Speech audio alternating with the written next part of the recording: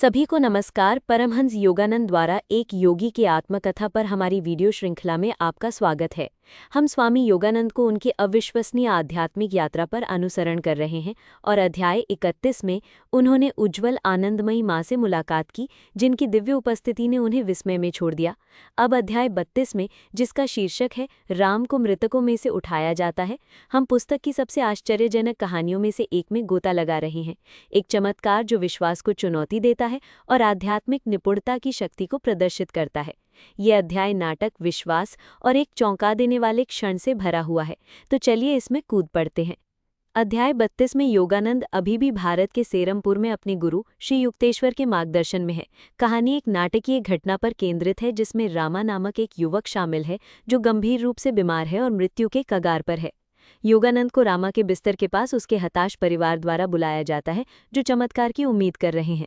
जब योगानंद पहुंचते हैं तो वे रामा को बेजान, उसका शरीर ठंडा और नाड़ी रहित पाते हैं। परिवार तबाह हो जाता है, ये मानते हुए कि वो चला गया है, लेकिन फिर कुछ असाधारण होता है। योगानंद अपने अंतर्ज्ञान और ईश्वर में विश्वास से प्रेरित होकर गहन प्रार्थना करते हैं और अपने गुरु की शिक्षाओं के आध्यात्मिक शक्ति का आह्वान करते हैं। एक पवित्र ग्रंथ से सीधे निकले एक पल की तरह राम का शरीर हिलता है और वो जीवन में वापस आ जाता है, जिसे योगानंद ईश्वरीय कृपा और क्रिया योग की शक्ति का श्रेय देते हैं। परिवार बहुत खुश है और योगानंद आश्चर्यचकित रह जाते हैं। आध्यात्मिक ऊर्जा की अविश्वसनीय क्षमता को प्रत्यक्ष रूप से देखकर मृत्यु को भी पार कर जाते हैं। जब योगानंद श्री युक्तेश्वर के साथ इस अनुभव को साझा करते हैं तो उनके गुरु चमत्कार के लिए संदर्भ प्रदान करते हैं। वे बताते हैं कि ऐसी घटनाएं तब संभव है जब योगी अपनी चेतना को ईश्वरीय इच्छा के साथ जोड़ते हैं, जीवन शक्ति को ठीक करने या पुनर्स्थापित करने के लिए प्रेरित करते हैं। हालांकि श्री युक्तेश्वर इस बात पर जोर देते हैं कि इस तरह के चमत्कार आध्यात्मिक अभ्यास का लक्ष्य नहीं है। वे दुर्लभ ईश्वरीय हस्तक्षेप हैं जो विश्वास को प्रेरित करने के लिए हैं, न कि इसके स्वार्थ के लिए उनका पीछा करने के लिए। ये शिक्षा अध्याय 30 के चमत्कार के नियम को प्रतिध्वनित करती है, जो आध्यात्मिक ज्ञान में असाधारण घटना को आधार बनाती है।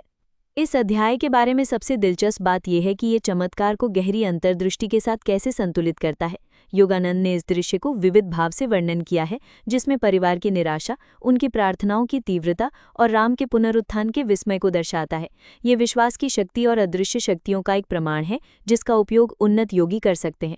फिर भी श्री युक्तेश्वर का मार्गदर्शन योगानंद को विनम्र बनाए रखता है, ये सुनिश्चित करते हुए कि वो चमत्कार के नाटक से बह न जाएं। ये एक शक्तिशाली क्षण है जो योगानंद के अपने स्वयं के आध्यात्मिक मार्ग और अपने गुरु की शिक्षाओं में विश्वास को मजबूत करता है। यह अध्याय भारत की आध्यात्मिक संस्कृति पर भी प्रकाश डालता है, जहां ऐसे आयोजन भले ही दुर्लभ हों, लेकिन ईश्वर की कृपा और योगियों की महारत के माध्यम से संभव माने जाते हैं। योगानंद के लिए राम का पुनरुत्थान उनके द्वारा सीखे जा रहे सत्य की गहन पुष्टि करते हुए उन्हें क्रिया योग को दुनिया के साथ साझा करने की उनकी यात्रा पर आगे बढ़ाता है।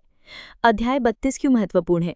ये योगानंद की यात्रा में एक शो स्टॉपिंग मोमेंट है, जो आध्यात्मिक अभ्यास की अविश्वसनीय संभावनाओं को प्रदर्शित करता है और केवल चमत्कारों पर नहीं, बल्कि ईश्वर पर ध्यान केंद्रित करने के महत्व को पुष्ट करता है।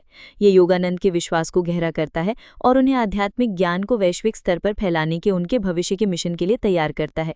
हमारे लिए ये एक मन उड़ा देने वाला अनुस्मरण है कि विश्वास और दिव्य संबंध पहाड़ों को हिला सकते हैं, यहाँ तक कि किसी को मृत्यु के कगार से भी वापस ला सकते हैं, बशर्ते हम आंतरिक परिवर्तन की खोज में स्थिर रहें।